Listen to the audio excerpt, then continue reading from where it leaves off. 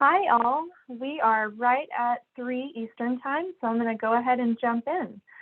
Greetings and welcome to our quarterly Technical Assistance Talk, or TA Talk. We're really glad that you're here. My name is Amity Overall-Labe and I'm the Director of NORC. I'm going to review some logistics and the agenda, and then we'll get straight into the discussion. Next slide. For those of you joining our TA Talk for the first time, we started these calls to connect directly with you. We will share some brief updates and reminders about specific topics or resources each quarter, respond to questions, and provide time for you to learn from your peers and/or hear from subject matter experts. If you have any suggestions for future topics for these calls, we are all ears, so please email us with your ideas because we want to know what you want to learn a bit more about. We are also offering certificates of participation to try to help you achieve your annual in-service training requirements for participation in live NORC webinars. You must register individually and attend the live session using your Zoom connection details and be on for at least 30 minutes in order to get the certificate. If you have any questions about that, please visit the FAQ page linked on this slide. Next slide. So as you may have already heard or seen on your computer, this webinar is being recorded. Please use the chat feature to submit comments or respond to questions from speakers or other attendees. Please complete the evaluation questionnaire when the webinar is over. I'll make sure to include a link at the end.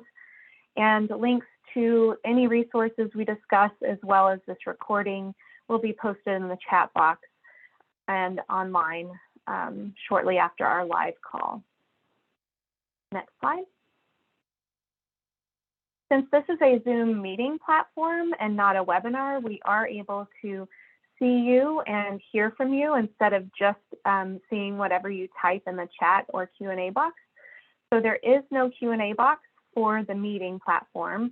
We ask that you submit your questions at any time in the chat, or whenever you have a question or you want to respond to something we've asked, you can click the icon to raise your hand, and then we'll call on you, and then you can unmute. So if you could really keep muted until we ask you to unmute, that would be great to control any distractions. And again, please complete the evaluation that I'll send later. Next slide. So for our agenda today, we are going to have a welcome here in just a minute from the Administration for Community Living. I will review some NORS basics, share some updates, and provide some reminders, as well as review some key resources, and then we'll have plenty of time for discussion and questions. And when we get to that part of our call, we should have at least 20 minutes, maybe a little longer. And what we would love to hear from you is, what are your frequently asked questions that you still have about NORS? So if you've already done all 4 parts of the NORS training, or you've been with the Ombudsman program for 15 years or just 1 year, what are those burning questions that you still want clarification on? Because we would like to create some more FAQs, and we want to know where maybe there's some gray area that we need to dig into. Next slide. Okay, so with all of that, we are very happy to have Beverly Laubert here with us today. She is the National Ombudsman Program Coordinator with the Office of Long-Term Care Ombudsman Programs in the Administration for Community Living, and she is going to speak with us today before we talk about all the NORS basics. So thank you, Bev. Thanks, Amity. Hello, everyone. It's so great to be with you today. I want to thank Amity and all of the NORC and Consumer Voice staff who support Ombudsman with these events, Carol, Katie, Libby, and other CV staff. These events are tremendously helpful and a lot of work goes into them. So I'm glad you're here today. I'm grateful that you do such a great job for the Ombudsman Network at the Ombudsman Resource Center. I was a state ombudsman when the data system for ombudsman work was created, and NORS has evolved over many years. With that evolution, we have greater consistency and validity, and opportunities like this keep us moving in the right direction. There's a lot of interest in ombudsman data. I've heard from researchers and other agencies, and state ombudsmen ask me frequently for data that they can use as benchmarks for decisions in the state. When the National Consumer Voice saw the 2020 data and that physical abuse complaints moved into the top 5, they hosted a podcast about abuse in nursing homes. Seeing that residential care communities were receiving less attention from ombudsman programs than nursing homes were, ACL targeted nearly $18 million in American Rescue Plan Act funding to support your work in these homes. These examples point to how important your data is in telling the story of resident experiences in all types of long-term care facilities. As I told the ombudsman in Tennessee when I met with them this week, we need data to identify program improvements. We need reliable data to support systems advocacy, and we need reliable data to support funding requests. The 2021 reporting cycle went very well. Final submissions were complete long before the prior year. After reviews by the end of April, 46 reports were complete and approved, compared with 16 the prior year. With that, you can see that I use data even to evaluate the submission and review process. One of our colleagues at ACL gave me a quote that I use often: "Without data, you're just another person with an opinion." I'm looking forward to seeing the 2022 reports in January. Activity on complaints, visits, and other functions started to rebound from the depths of the pandemic between 2020 and 2021, and I'm anxious to see the changes in 2022. Of course, we'll continue to compare with 2019, the last report before the pandemic, so we can monitor recovery. Thanks for joining the TA Talk today. I'm looking forward to the discussion. Amity, take it away.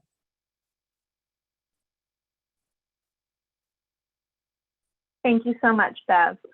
I had to make sure I unmuted everything and turned my camera back on. So it's always fun doing these meetings and be able to see some of your faces too. So thanks for having your camera on for this discussion. So like I said, I want to review some of the basics because I know that we have a variety of folks on the call today, some with a lot of experience, some that are new to the network, share some updates that you may or may not be aware of, and then just some reminders. Next slide. So for the basics, as you likely already know, NORS was first implemented in federal fiscal year 1995 to fulfill requirements in the Older Americans Act to collect and analyze complaint data and create a system for ombudsman programs to submit their data to the federal government. NORS data collection, as Bev just mentioned, helps the Administration for Community Living understand and report on ombudsman program operations, experiences of long-term care facility residents, and changes in long-term services and supports. Additionally, NORS brings consistency in data collection and reporting for ombudsman programs across the country. Next slide. The reports you submit about your visits and complaints received tell the resident's story. If you don't document your activities and submit them, those stories are simply not told. Your documentation turns into data that goes from the local level to the state and then federal level. And the data paints a picture of the effectiveness of the entire national program. As Bev mentioned as well, the data is also used to show Congress and other decision makers what trends are apparent in long-term care, where the long-term care system is lacking, and what laws need to be modified or created. NORS data is used in a variety of ways. Like I just said, informing policy at the local, state, and federal level, which is critical. Budget justification, which, as I'm sure most of you know, it's really important to be able to show the work you do and what could be done even with more resources, and it justifies that work that you do with the resources you have. Program management. At the state level, of course, for statewide program management, but also at the local level for decentralized programs, the data gives you a snapshot of where your program, whichever level, state, local, or federal, where access is lagging, where maybe residents in certain areas need more access to program services, trends in complaints, opportunities for systems advocacy, and so on. And it also educates the public. And then, of course, we use it frequently in responding to media requests. So just to reiterate, the work that you do and the documentation of cases, complaints, and outcomes is not collected anywhere else. The Ombudsman program is the only program that's solely focused on the health, safety, welfare, and rights of residents. The resident-centered approach to complaint handling means that you and the program truly reflect the problems and needs of residents. I know that documentation and reporting takes time. I've been there, I know how that goes, but it is so important as it magnifies the resident's voice. Next slide, please. So as you also hopefully have taken this training, and if not, this will be new to you today and you can look at it whenever you're off the call and have some time. But NORC has a 4-part NORS training series available. We envisioned that programs could use this for initial certification training, but also ongoing training and quality assurance, especially when maybe there's some issue areas and NORS reporting that need to be clarified. The training materials cover basic principles, complaint coding, and reporting other program activities. And each part of the 4-part series includes a basic principles document, a quiz answers, and now includes some training PowerPoints as well. Next slide. The NORS training materials we develop are based on the NORS tables from ACL. There are 3 NORS tables that define NORS codes and provide examples and reporting tips, and you can find them at that link on this slide. Next slide.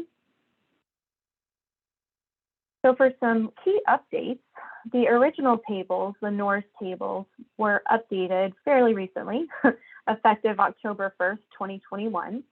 Most of the updates were really some minor clarifications, but I wanted to review some of the key updates. So first and foremost, disposition code 02. It used to read as withdrawn or no action needed by the resident representative, or complainant. However, that was updated to no action needed or withdrawn by the resident representative, or complainant. So it just clarified where the action was taking place or not taking place. It wasn't the resident that was not taking action, it was the program.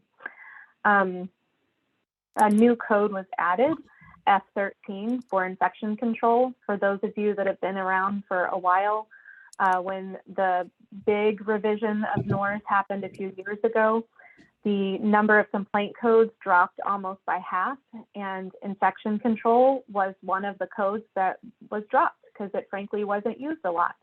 But then right after that change was made, we all know what happened with the pandemic. So that was added back in as code F13. And last but not least, for code J01, administrative oversight, the red text in this slide was added to the examples and reporting tips that are in the NORS table, which states that this code includes problems with facility planning and implementing an all hazards approach to disaster preparedness and response. So I want to thank those of you that are on the call that may have participated and submitted comments and making suggestions for these revisions. So if you did participate, thank you very much. That was very helpful when ACL made those changes in response to feedback. Next slide. So in response to questions from the network, from you all, we created some new NORS frequently asked questions. And also, since we are in a new phase of the COVID-19 pandemic, we archived some frequently asked questions related to reporting activities during COVID-19 that are simply not applicable anymore.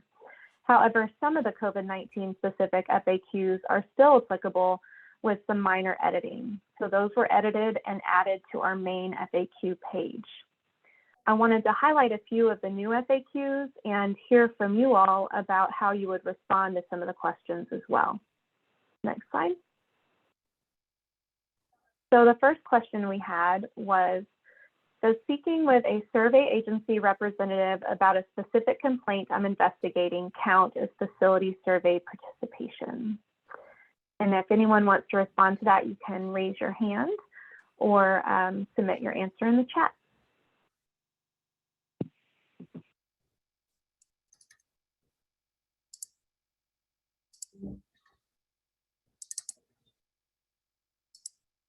And if I missed any hands raised, please let me know. Katie or Libby. Okay, good. I see some chats coming in. Thank you. No, I would not code it that way. No, no. See at least one yes. Yes. Another yes. All right. Okay, so there's a little bit of variation, and this is exactly why we do these frequently asked questions. And I was, so another response, only if there was a survey going on at the time. So thank you, and I'm going to clarify that, so that's a good point. I was doing a presentation on NORS yesterday to a state program and discussed that even though I think it looks like NORS could be very objective because there's codes, there's definitions, there's still a whole lot of gray area and subjectivity. So that's exactly why we do these trainings and why we have these FAQs. So thank you all for responding. Next slide. So for this answer, the answer is no. And the important part to remember, and the answer includes the definition of what facility survey participation is, but discussing a specific complaint after receiving consent, of course, is part of the complaint investigation and/or resolution process and would be documented in the case record for that complaint, not documented as survey participation. However, as someone mentioned, if it was during a complaint survey, so let's say that you were not, as the Ombudsman program representative, investigating a complaint. However, the survey agency contacts you going out on a complaint they received, and you provide information on your observations, what you've heard in general, and so on, then that would count as participation in. I need to go back and put a lot of surveys in. I need to go back and put a lot of survey participation in then. Good. Sorry, you're still unmuted, but I'm glad that you're going to go back and put that participation in and count that work. So yes, anytime there is communication on pre-survey, on survey on site, exit survey, or even a complaint survey, and that is in, if you look at the NORS table, or if you look at the 2 complaint code resources that we created from NORC, you can see that in the examples and reporting tips. So thank you so much. All right, next slide. So another question that we've been asked recently a few times, may I count volunteers participating in initial certification training as an other volunteer for our program? What are your thoughts on that one?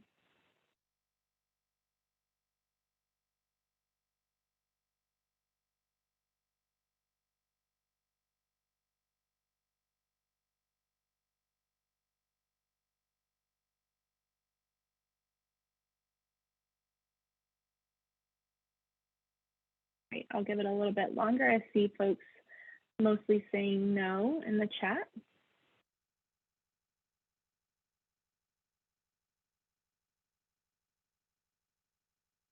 All right, next slide. And for those of you that said no, you are correct, which I believe was the majority of folks that responded, if not all. So no, and as was added to the chat by, I think I caught the end of Mary's chat, those volunteers that are participating in initial certification training are training to be a representative of the office, and tasks associated to their training are related to their role as a trainee, not serving as an other volunteer. However, of course, you can count that volunteer once the individual completes certification training and is designated to serve in the capacity as a representative. So in this answer for the FAQ, I don't want to read it all. You can see the definition and where we came to that answer. So thank you very much. Next slide. So this one is a little bit longer. How do I count information and assistance if I meet with facility staff and a resident at the same time to provide information? For example, I recently provided information about resident council leadership to a resident and nursing facility staff member at the same time. If one activity meets the definition of INA to nursing facility staff and the other is INA to an individual, should I document this as 2 instances of INA? What are your thoughts around that one?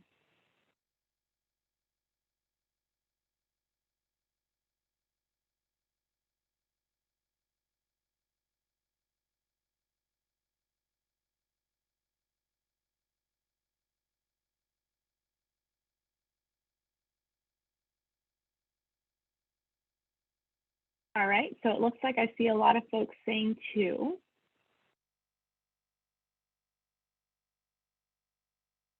And talking about dividing time for each instance. NORS doesn't count time, but your state may. So I'm glad that you put that in there because everyone has different state requirements because some states may collect more than NORS requires. So next slide, please, Libby. So this may be a little different than expected, but if you have an INA conversation with both a resident and facility staff at the same time, record that conversation as one activity with whichever person, resident or staff, requested or asked that question first.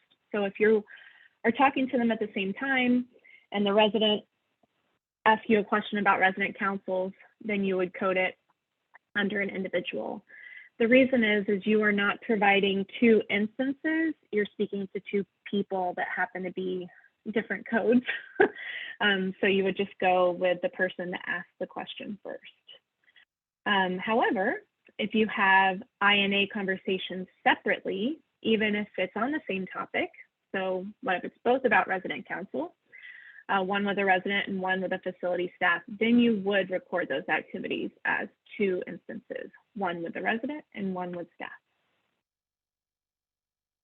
Thank you. And I want to take a minute there before I talk about this next question, just to reiterate, because there have been some different answers provided and that contradict what we shared for the FAQ answer. And I want to reassure you that that doesn't necessarily mean that you are doing anything wrong or you had bad training or anything like that. NORS, like I said, it's a fascinating training piece. We think things are very clear and there's still gray area that we are constantly working on to improve consistency. So, and when I say constantly, I mean internally, NORC staff and conversations with Bev, we hem and haw when we try to figure out a consistent answer and make sure we're all saying the same thing. So, everybody's been there, you're not alone. And in some instances, there may be times where a state ombudsman may notice that there's some data trends that are problematic and may provide training that dramatically changes your data. You may have way less visits reported or way less complaints or so on. And again, that's okay as long as you can explain it and get maybe even ahead of it. So if you have a supervisor or your AAA director or a funder, you may want to explain, hey, we just realized that we were doing this incorrectly and we're going back as part of our quality assurance process to correct it. And that's okay. It happens all the time. And as Bev mentioned about reviewing data at the federal level, that state ombudsmen are required to respond to variances as well in data and provide a narrative response explaining why that data changed so significantly. So you're not alone. I just want to leave you with that.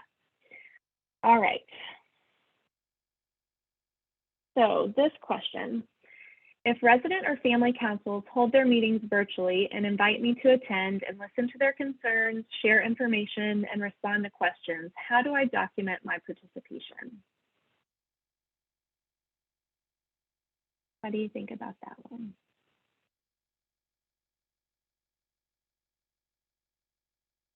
And while you're thinking, I see a question from Jennifer about coding of time when it's working on a case as well as adding the activity. I hope and let me know, Jennifer, if this doesn't answer your question, but if you're talking about counting any time for any activity, whether it's complaint and case related or a resident council attendance or something like that, there is not a requirement in NORS at all to count time spent on those types of activities. So I hope that answered your question.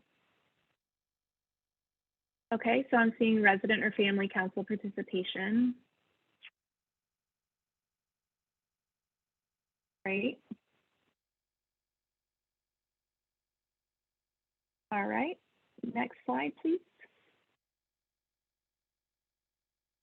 So yes, y'all are correct. You would document that attendance as participating in a council meeting.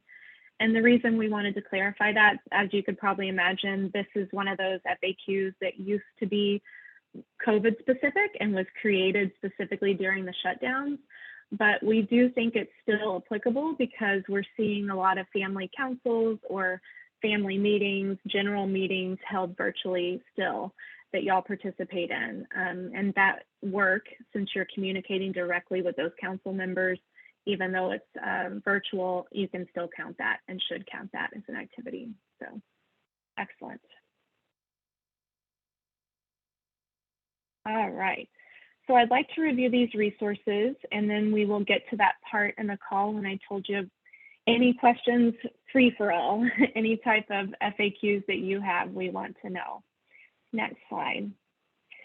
So as I mentioned briefly in the introduction, we did create some new PowerPoints for each part of the NORS certification or the initial NORS training series.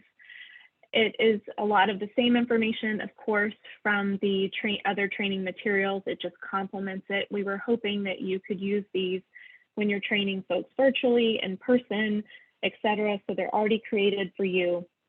There's even a few speaker notes when we felt there needed to be additional clarification, and you can personalize these and customize them if you need to. Because the quizzes, especially the coding quiz, is so long, we did not include every single question from the quiz in the PowerPoint. We just picked a few. So anyhow, those are available to you now if you want to use those in your training. Next slide. And for those of you that are new or just don't play on our website a whole lot, I wanted, of course, to make sure to include a screenshot of the landing page and a link that goes to all of our NORS information. You can find links to the training materials, the ACL NORS tables, frequently asked questions, webinar recordings, and even the NORS data, and a lot more on our website. So please visit that. Next slide. And since we talked a lot about frequently asked questions, I wanted to give you that specific link as well in a screenshot. So those are found on this page. And one more reminder I should have said on the last slide, as I mentioned, the ACL NORS tables were updated effective as of October 1st, 2021. So that meant that our materials were updated as well. And then occasionally, there may be another edit or update that needs to be made. So visit that last page that I just showed you, and it'll say when it was updated, the date, just to make sure you're using the most current version. All right, next slide. So before we start our discussion, I just want to remind everyone on this call that you have many, many resources available to you if you have any questions about NORS. So first, I would encourage you to review the NORS training materials, because a lot of times the answer is there, especially in the quiz and quiz answer sheets. Review the NORS FAQs, because I bet that if you have that question, somebody else has had it as well, and we created an FAQ already. Refer to your state program policies and procedures. There may be answers there as well, especially if your state collects extra information. Ask your supervisor, ask your state ombudsman, and if you can't find answers in any of those steps, then please don't hesitate to reach out to us as well. We are more than happy to provide both individual technical assistance and training. So, all right. With that, I want to get to where we hear from you all a little bit more. Like I said, Bev and I have been talking about NORS and trying to see what additional questions she's receiving, which ones we're receiving at the center, and trying to create some new FAQs to better support you. So what are those burning questions that you still have that you feel like you haven't found an answer to? We would love to hear that and provide answers if we can, and if not, then we will take it home and craft an FAQ.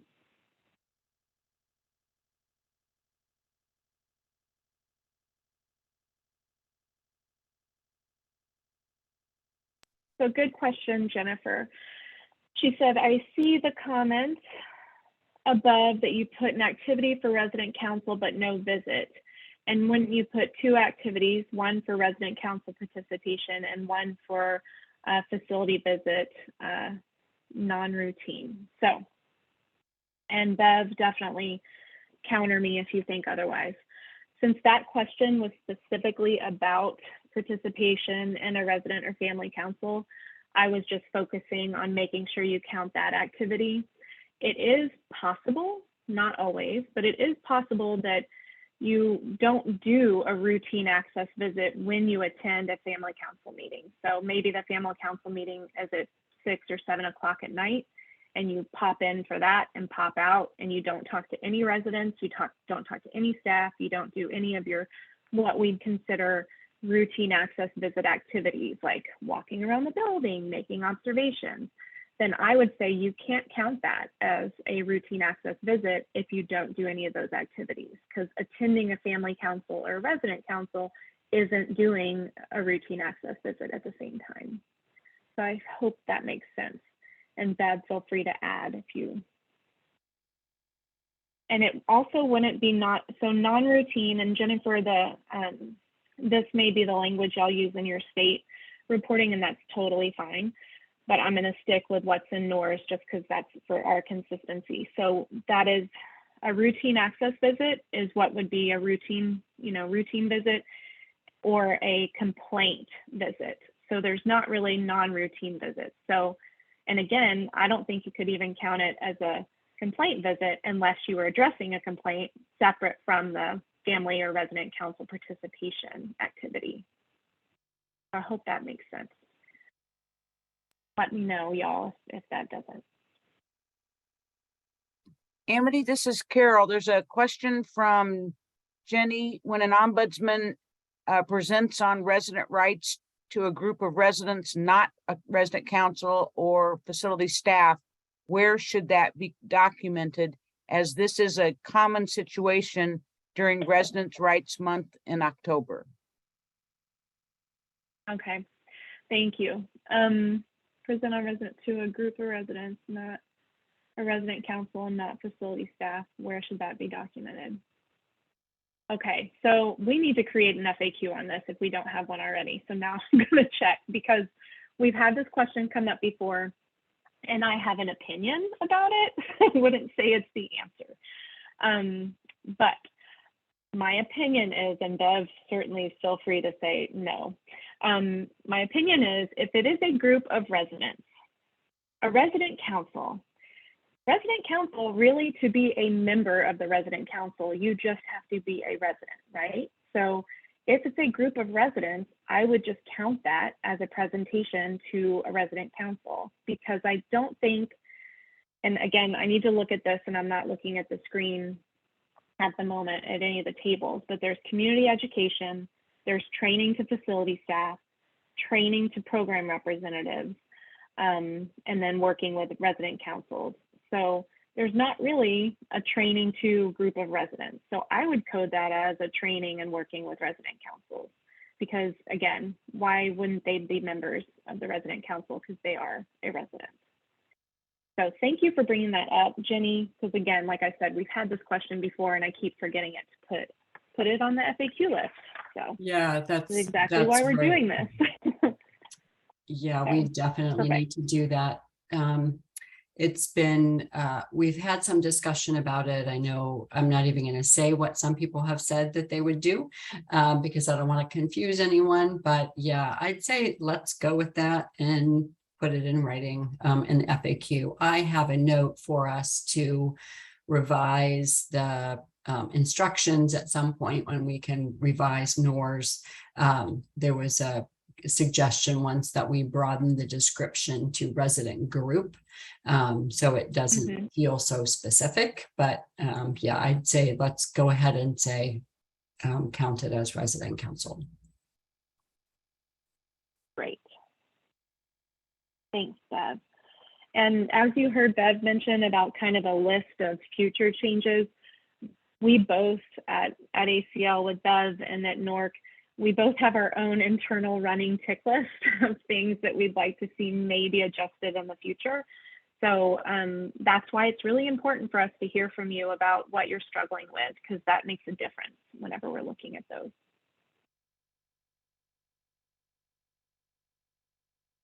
So June, good question. She said, why wouldn't it just count as training to residents? Or is that something just my state has? Yes, that would be something that just your state has. So good question. And they probably created that, I would assume, because there isn't really a spot for it anywhere else. So.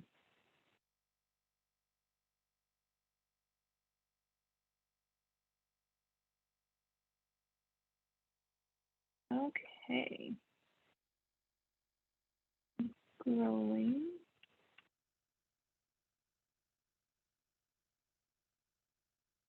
So the question, do other states not have facility visit non-routine? Jennifer, yes, I think I would not be surprised if other states call it that, because there's like I said, the routine access visit, and then there is a complaint visit. So that's how they're defined in NORS, but I would not be surprised if other states define them as non-routine. And I suspect that the data systems vary as well. So I know, one state, the ombudsman just document a visit, and it's the software that reports to NORS how many of those were quarterly. So yes, I think that reporting systems in the state may count it or call it something differently, but when it gets into NORS, it gets measured. The quarterly visits get measured. Thanks, Bev. So good question. I'm happy to review the routine access visits and complaint related visits. So, and there is an FAQ about that, as you mentioned, Mary, so thanks. And I'll try to pull that up and plug it. Actually, Libby or Katie, since I'm doing this, could y'all look on the FAQ page and copy that one, and we can just paste it in the chat. So to answer your question and to also plug a future resource that's coming up, routine access visits, like I said, those are when you try to go out at least quarterly. That's how they are reported in NORS. So at least quarterly, and you can count it as routine access if you do activities such as speaking with residents, walking around the facility, making your ombudsman observations. What do you hear? What do you smell? What do you see? Speaking with facility staff, providing information about resident rights, the ombudsman program, your services, etc. And then you have a complaint visit. So the complaint visit is when you may get a call, an email, etc. You find out about a complaint from Ms. Smith or about Ms. Smith, and you go out and just talk to Ms. Smith. You don't do anything else, okay? You just go to the building, you deal with the complaint, you assist the resident, and that's pretty much it. Because there may be instances, and in the past, this is actually the reason we wrote the FAQ, and kind of previous versions of NORS and conversations around NORS. It was more focused on what initiated the visit. So if you were going out to visit because of a complaint in response to a complaint, then you would count it as a complaint. However, that missed a whole lot of visits that people did because a lot of folks, like when I was a local, it took almost 2 hours to get to some buildings, right? So you rarely would just go in there just to deal with that complaint. You would also conduct activities that would be more like a routine access visit, talk to residents, talk to the resident council president, etc. So the FAQ was created, and I believe there's a question that addresses this in the quiz, one of the quizzes too. that if you go out in response to a complaint, but you also visit with other residents, talk to facility staff, do more of a routine access visit activities, then you would count that as a routine access visit, not just a complaint visit. So instead of focusing on what initiated the visit, focus on what you did during the visit when you're thinking about how to code it. That's kind of how it helps my brain figure it out. So to plug a future resource, and hopefully it'll be hot off the presses early next month or so and sent out, we created a new pocket guide that defines what a routine access visit is and has a list of things that ombudsman normally would do during a routine access visit, like a checklist. And then it also includes a checklist related to things you should observe, and 2 columns, one of warning signs of possible neglect and abuse, and another one of red flags, to help folks, especially new representatives, identify things that they may see during visits. So we will get those out to programs soon, and you'll see an email go out once that is published and ready to share. But we were hoping that you could use those in your initial training with new volunteers or staff, and they could use them on visits to kind of remind them what they're supposed to do while they're out there. So does that help? Great. I have a question here. It would be rare, I think, that an ombudsman representative would go to a building and beeline straight to the person that had the complaint, talk with them, and leave. Most would visit with several residents so that the staff wouldn't know who, it wouldn't know that they were there just because somebody called them. Does that change what you said about counting it as a complaint visit or not? Because in fact, you might be visiting other people to mask the fact that you're there to see Mrs. Smith. No. Okay, thank you. So is it required to complete a non-routine visit when working a complaint? I'm not sure I understand that question. Ben, if you could clarify that, and it could just be me. And NORS doesn't look at time for the activity. We had a question on if you count time spent in the case log note as well as time spent on the activity. Correct. NORS doesn't ask for how you spend your time. Yeah, that may be, again, state specific, especially depending, or maybe even a local requirement, depending on your funder, et cetera, but not a NORS one. Thanks for sharing the FAQs. I'm not that good at multitasking. Appreciate it. In the case where you go out on a complaint and do a facility visit as well, wouldn't that be 2 separate cases? So good question, very good question. Not 2 separate cases, but 2 separate activities that you would record. So I know that all states have different databases where you put your information, but I'm envisioning, and may not be correct in how, again, your database works, but you would have a case that you opened with that complaint or complaints where you're putting in your case notes and activities you did on that case. And you would also document that as a facility visit. So it would be entering 2 separate activities. Oh, good. That's what you meant. Great. Yes.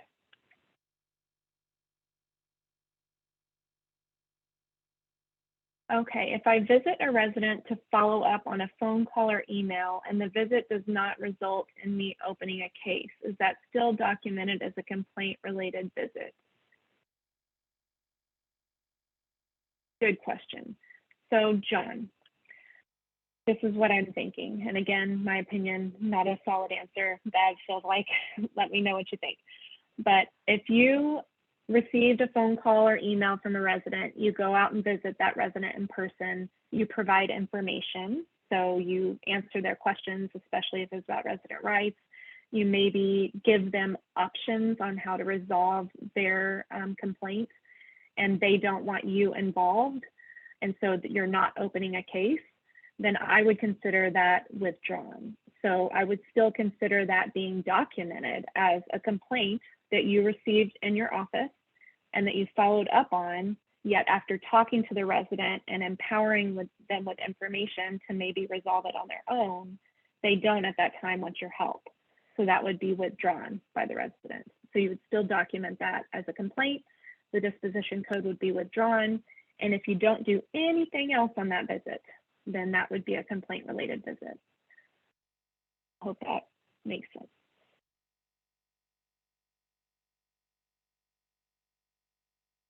And thanks, Mary. Can you do an FAQ on John's question? Yes, I think that would be a good one to clarify as well.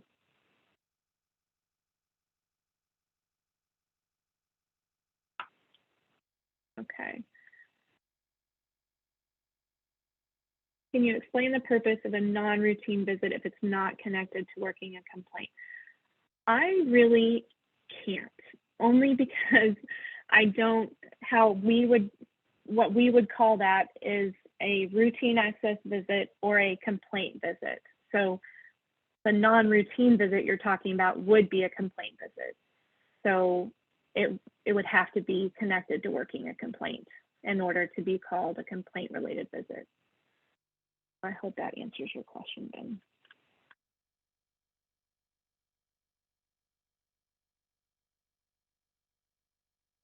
All right. I don't see any hands raised. And I think I caught all the questions that are in the chat now. To further, we don't have a complaint visit option in our state. We enter.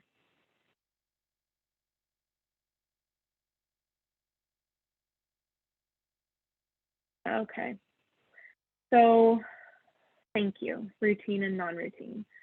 So yeah, so then the non-routine would be what I would call a complaint visit.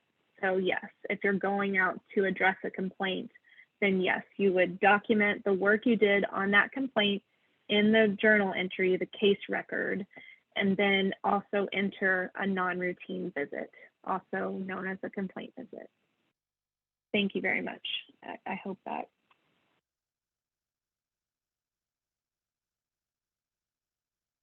Great questions all. Appreciate it.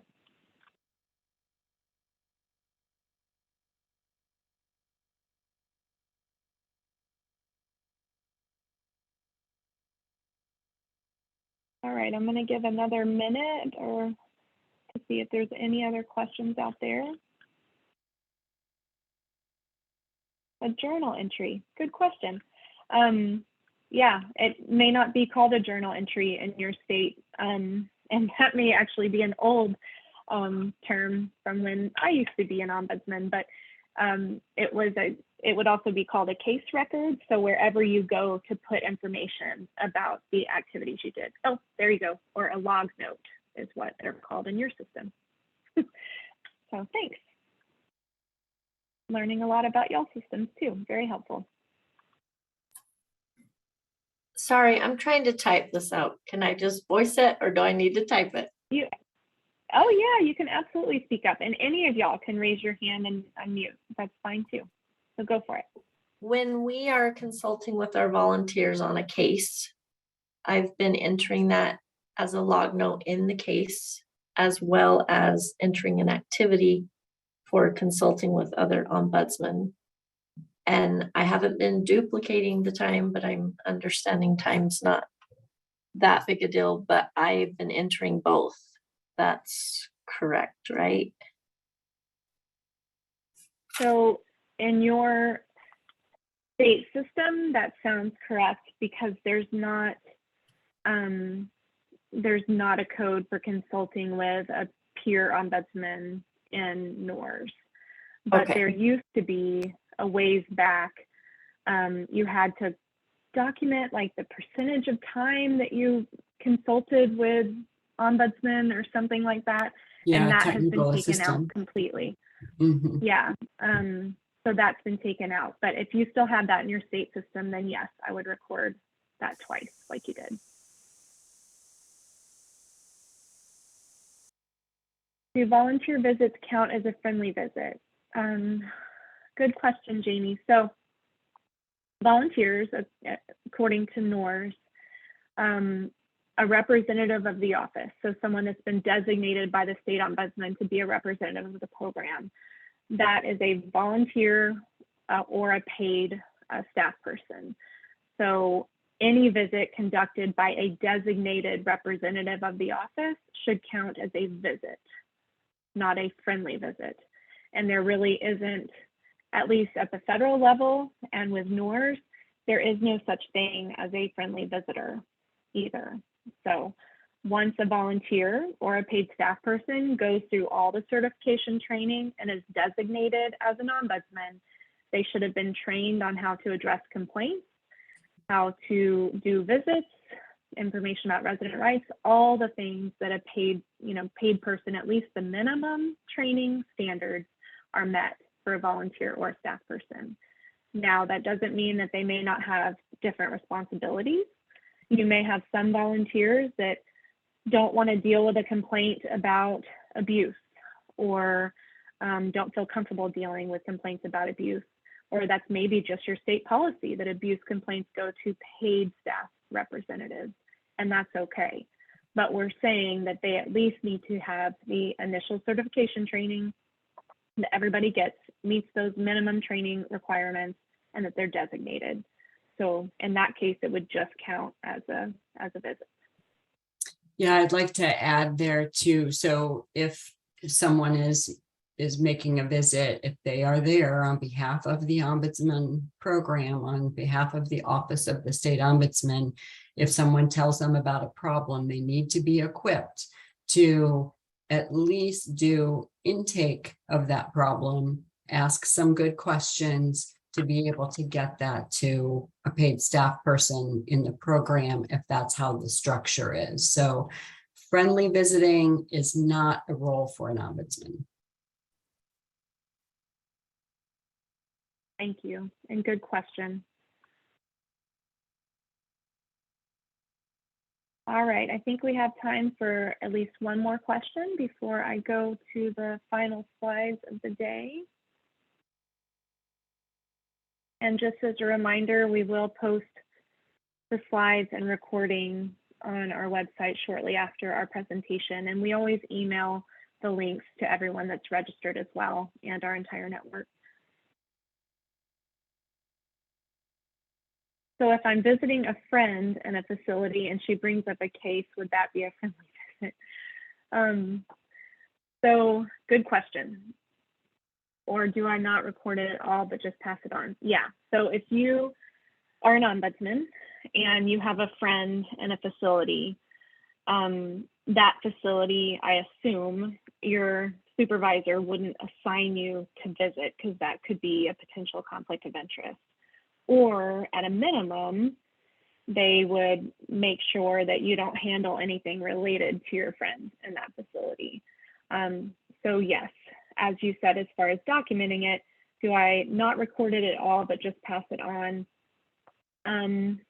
I think I would pass it on and just explain to your friend why you can't be involved. You're just there as her friend, not in your ombudsman capacity, and you'll refer it to the ombudsman that's assigned to that facility.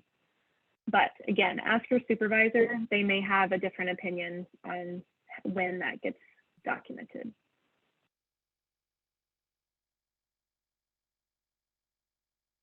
All right, so again, thank you all for your participation. It is much more fun doing these whenever we have folks chatting and speaking with us than just talking to the void, so I appreciate it. Wanted to just reiterate, go through those steps, review the training documents, the FAQs, etc., your policies. But if you don't get the answers you need in any of those, or maybe you're getting conflicting answers, don't hesitate to reach out to any of us.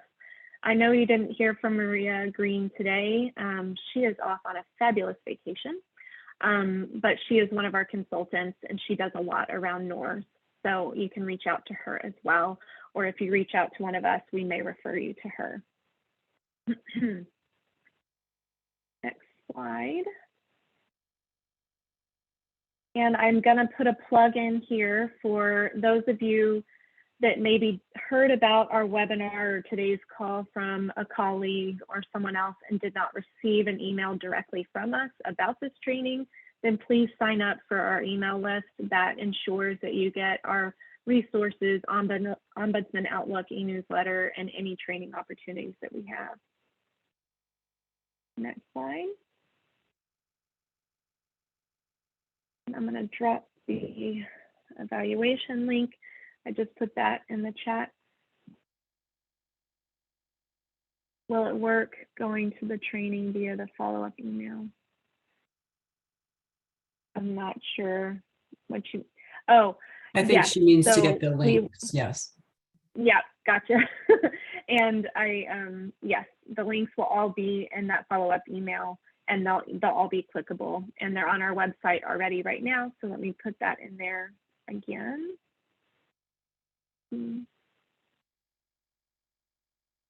We already have the slides on our website as a PDF. They are right here. So you can download those today and start clicking on those links. So please do. And these are all the many ways you can reach out to us. We have social media and we have an app if you haven't downloaded that yet. We created that in hopes that when you're out in the field doing your job, if you needed quick access to a resource, you can visit that app and find it.